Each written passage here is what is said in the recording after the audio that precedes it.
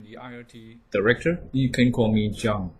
My English name is John Chance, and this is my Chinese name. And if you have something to do, maybe you can write an email to me, or I can. Do you use Line here, or what kinds of social network media tool you are using in France? Facebook and WhatsApp. Facebook. WhatsApp. Usually. Like professional. Like WeChat or maybe Line or Messenger. WeChat. Yeah. WeChat. What is WeChat?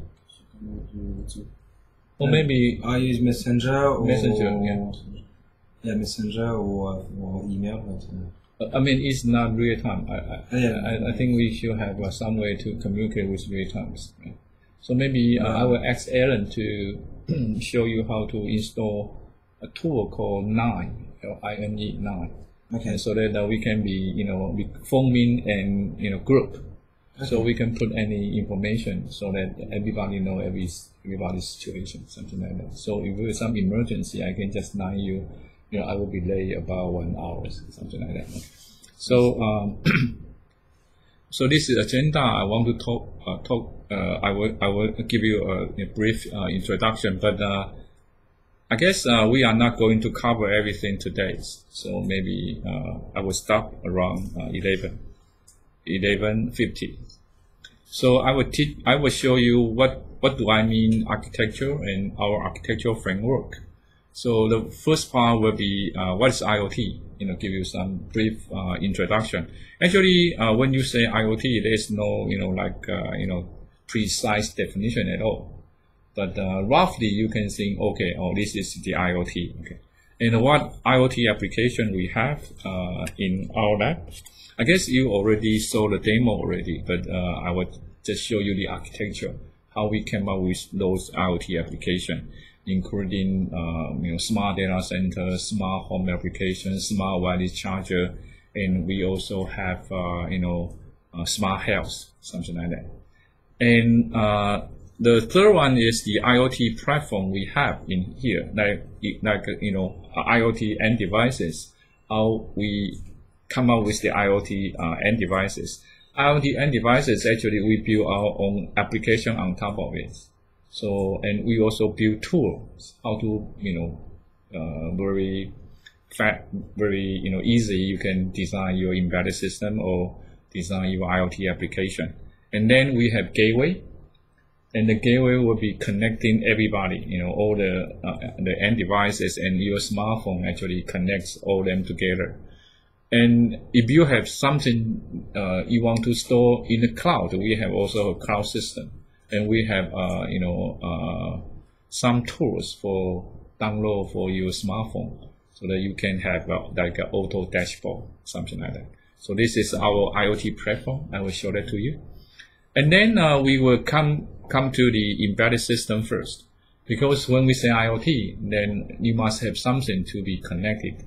And for appliance like air conditioner, like a coffee machine, actually we want to connect all this stuff, into an internet, not just internet, and they form an IoT platform, and then whenever something happens, this machine can talk to the other machines.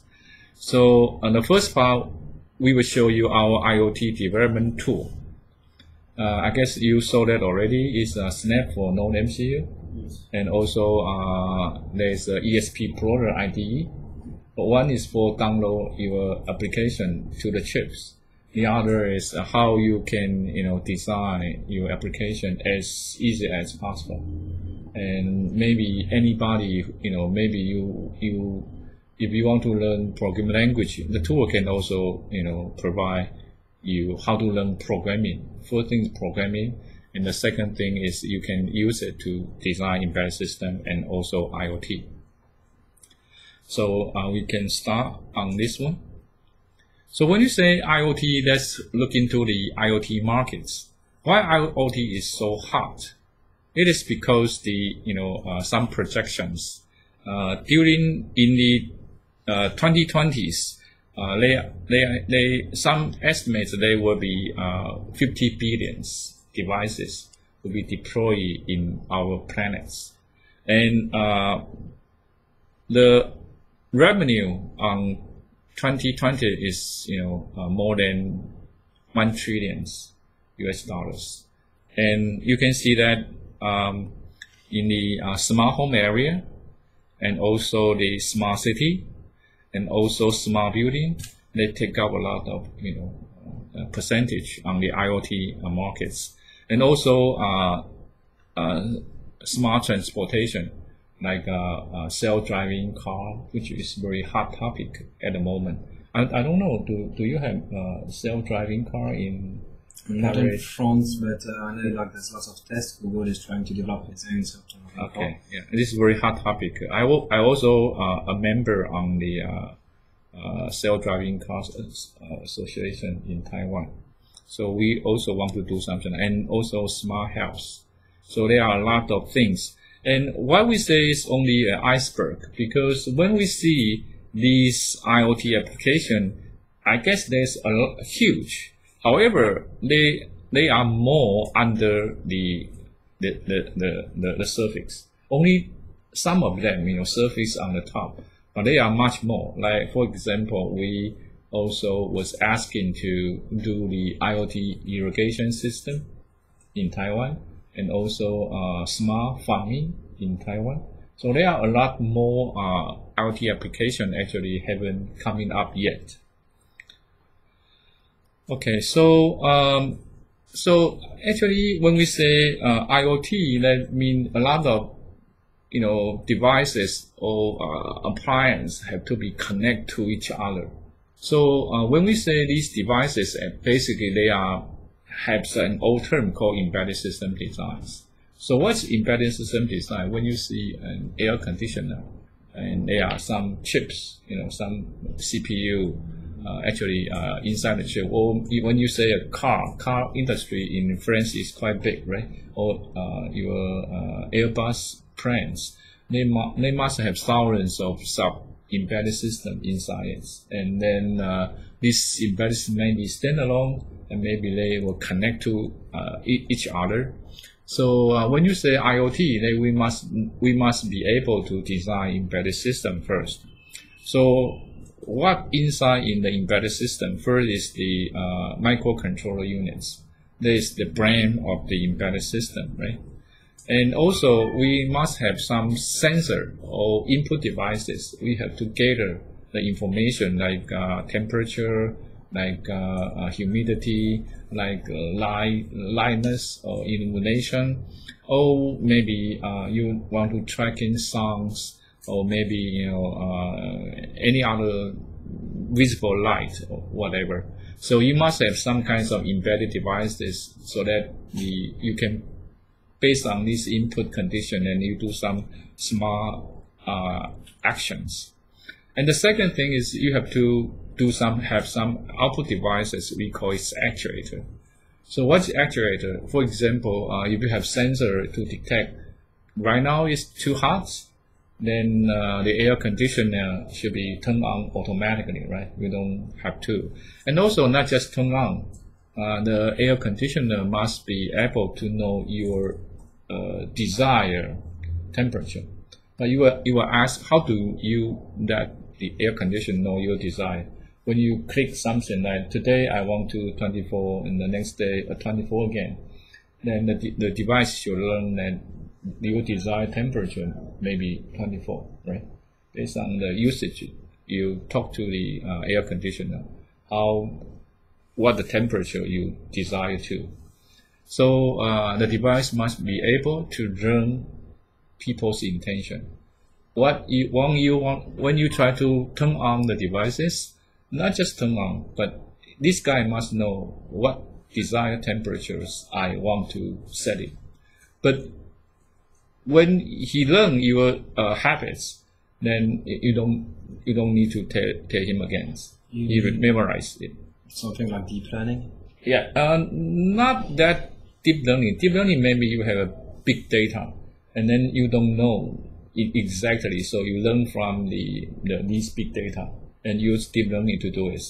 But for some humans' habits, maybe some frequency is good enough. Yeah, statistics. Yeah, some statistics, very small data, and then you can infer that that's good enough. So deep learning is a very good way because when you don't know some things, then you use deep learning. And actually, we are building a tool similar to the Snap for no MCU, and that is Snap for Python. And also we have some blocks. You can just drag and drop, and then they came up with the neural network model for you. But if you are interested, then I can show you later. So this for deep learning, and you came up with this model, and then you test by your data, and then see do you have any insights on it. And okay, so let's go back to the embedded system, and then you have to write embedded software.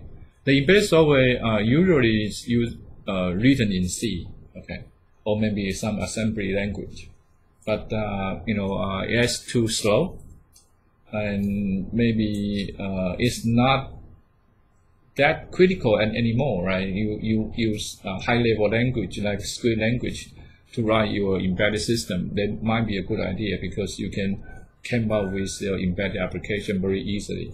And the next thing is you can change. You can change according to the user's needs very easily. So I guess use high-level language to design embedded system will become a very very important things.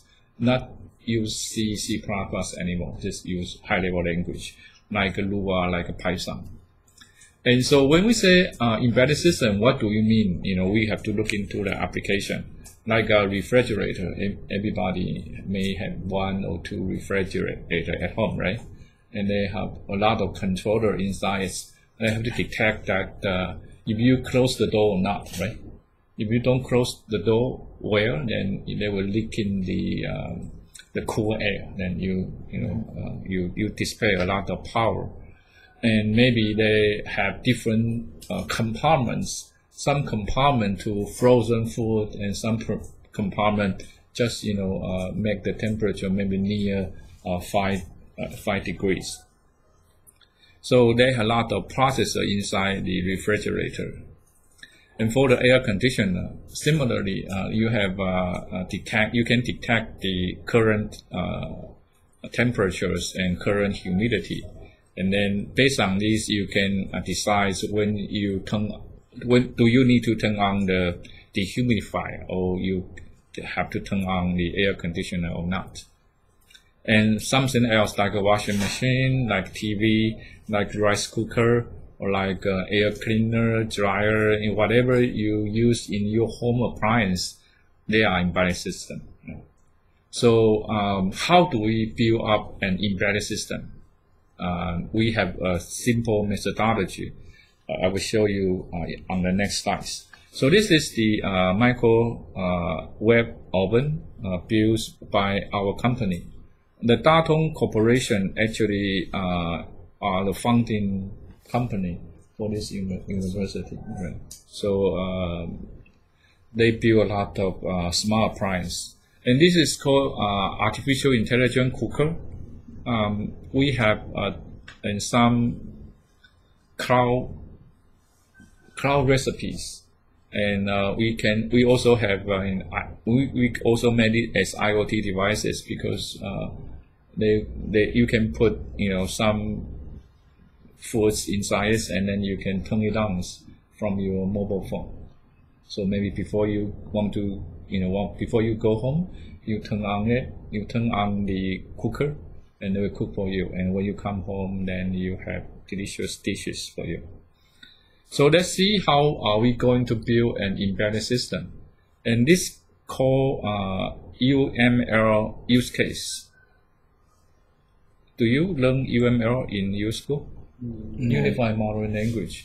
This Unified Modeling Language actually is very good for system analysis.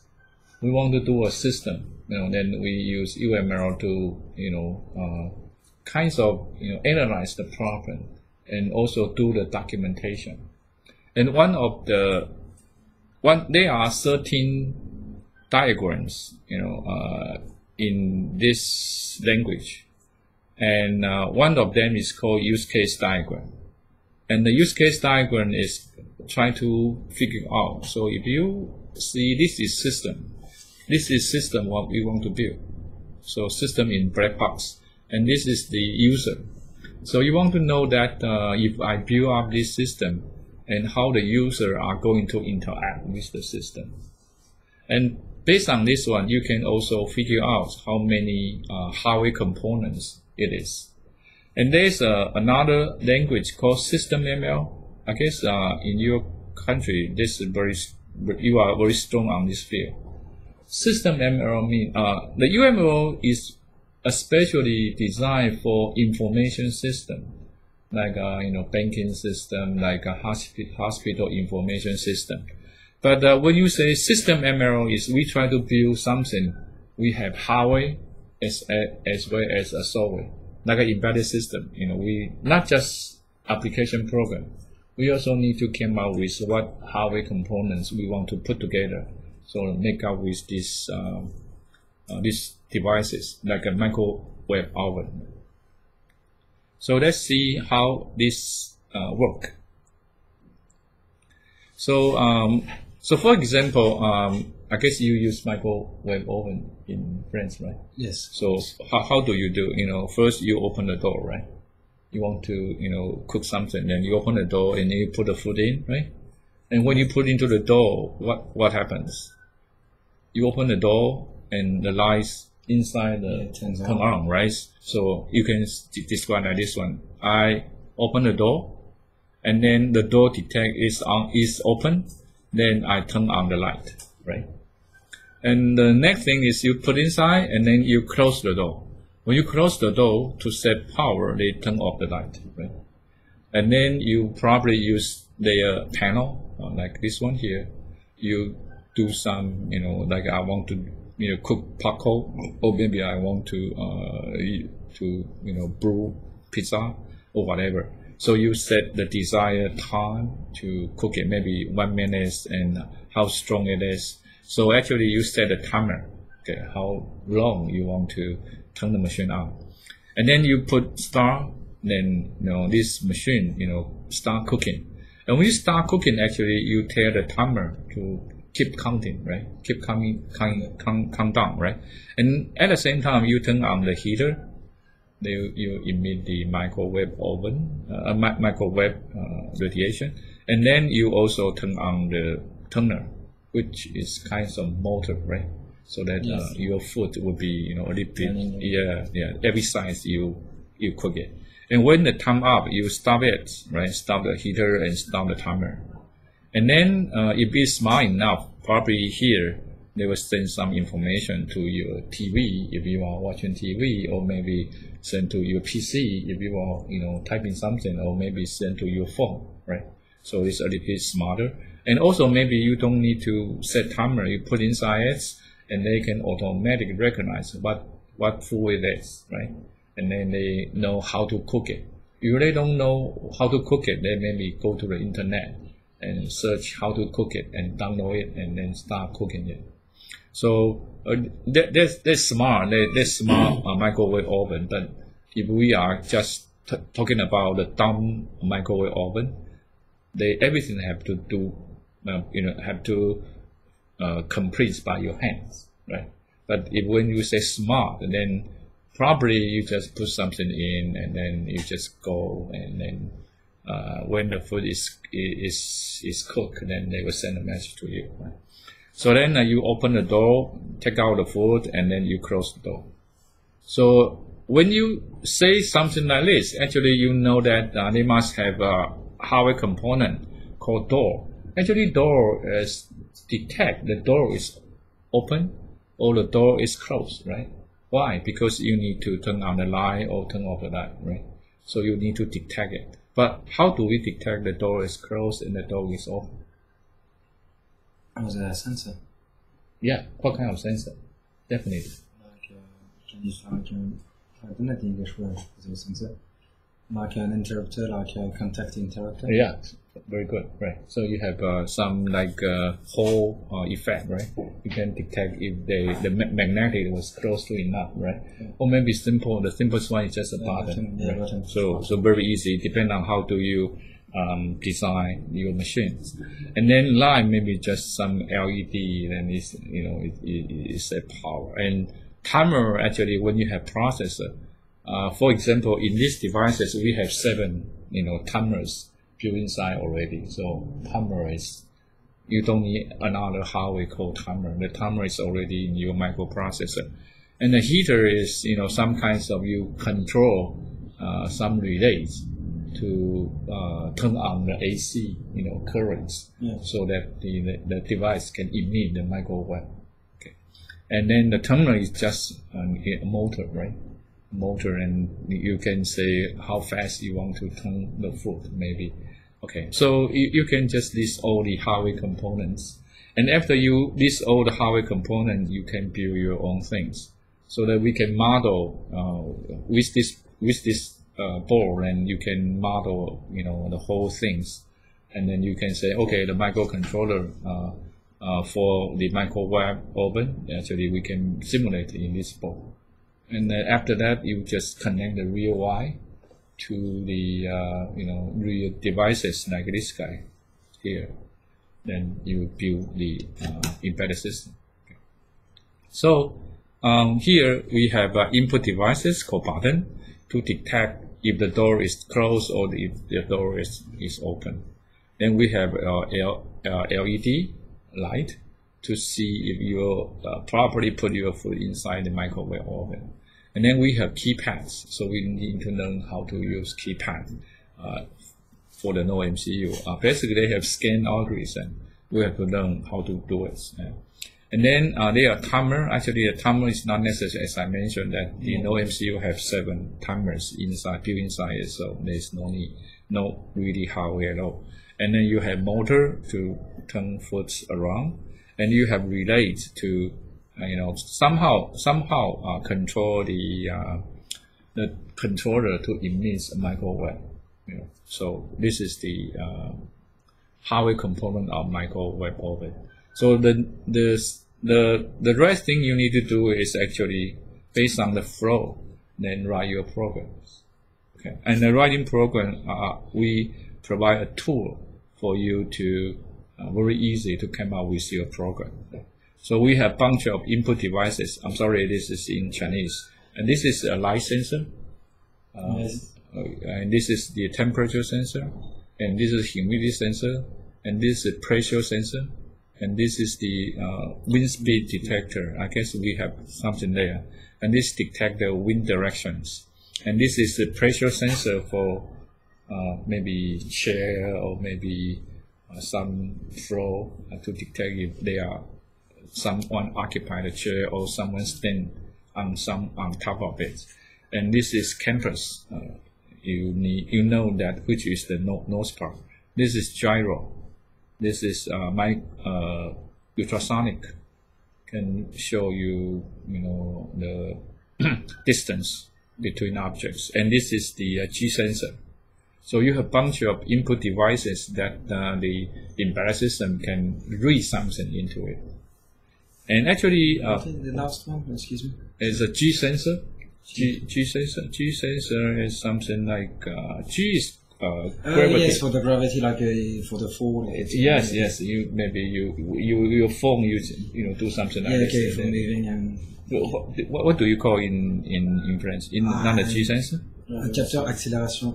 Oh, accelerator, yeah. Something like you can call accelerator, yeah. Right.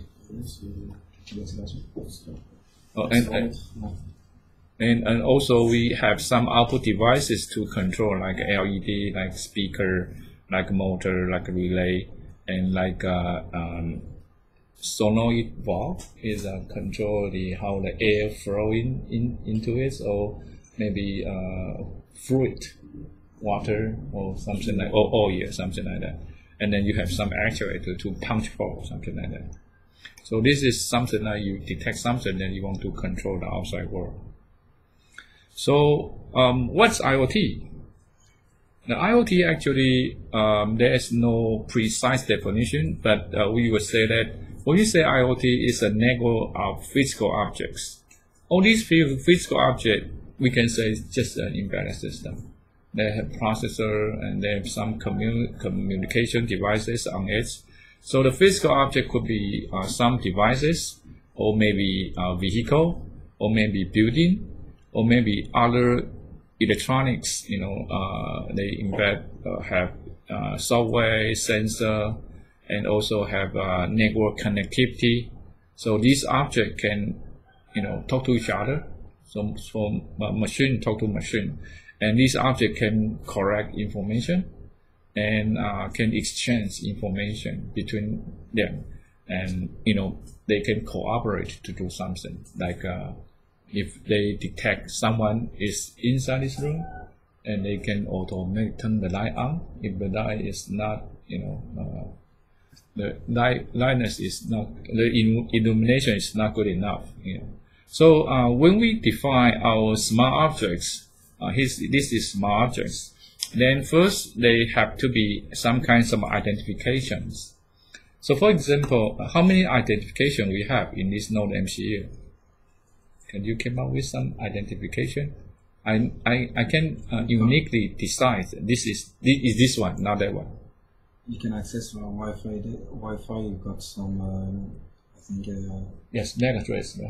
No? Yeah, Wi-Fi MAC address is unique. So you can use. You do know MAC address? Yes, that MAC address. Yes, MAC address. Yeah, MAC address is unique. Or maybe they have chip ID, right? And remember when I show you this one, actually they have chip ID. And maybe like this one, they have chip ID, chip information, okay. Chip ID. Chip ID is also unique.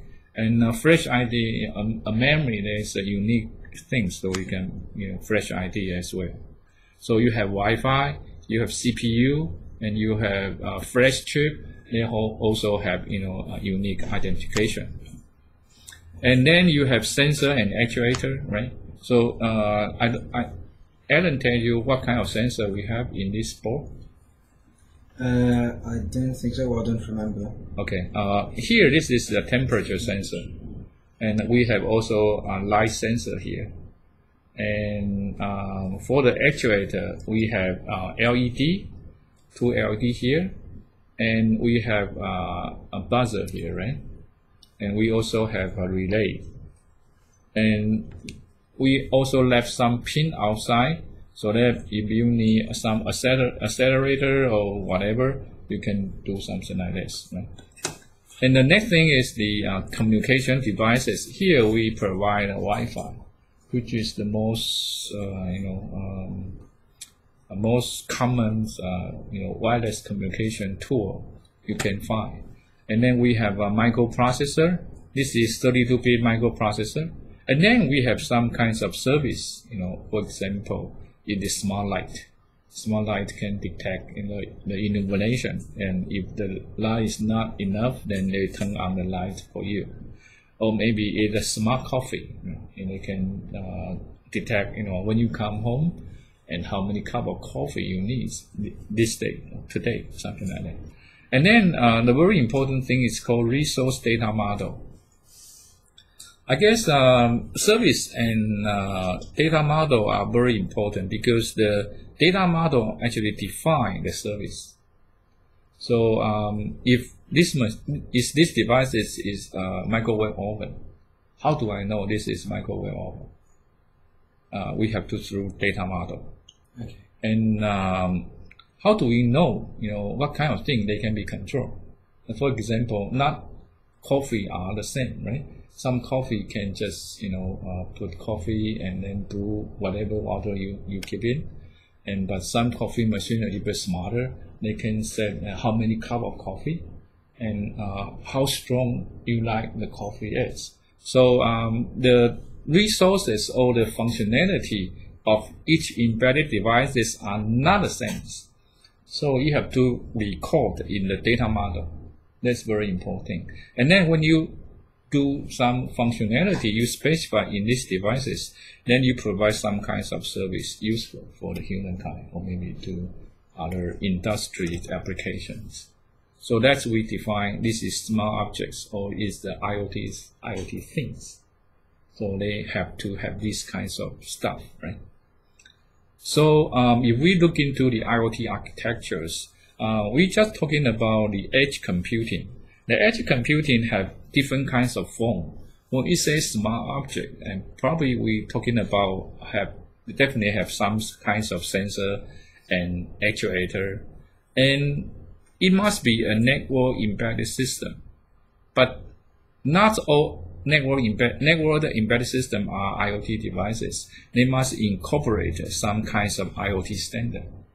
So what do we mean IoT standard? Like I say, the IoT data model, and also do you use the MQTT to talk to each other, or you use coax? So this is the very important things to define is the IoT things. You need to use like some sort of MQTT mechanism. You use the coax mechanism, or you specify how I'm going to describe these machines, so that when this machine is powered on, then they can tell others, I am smart coffee machine, and these are my functionalities, something like that. And these are our topic. We need to know how to build an embedded system in the beginning. And then next, we will try to teach you how to use this MQTT standard, IoT standard, like a MQTT, like a coax, and what kinds of data model you need to put on these devices, so that when you power it on, then this guy can automatically talk to the other guys, something like that. So I guess today I need to go to another meeting. Mm-hmm. So we will stop here, and we will start. We will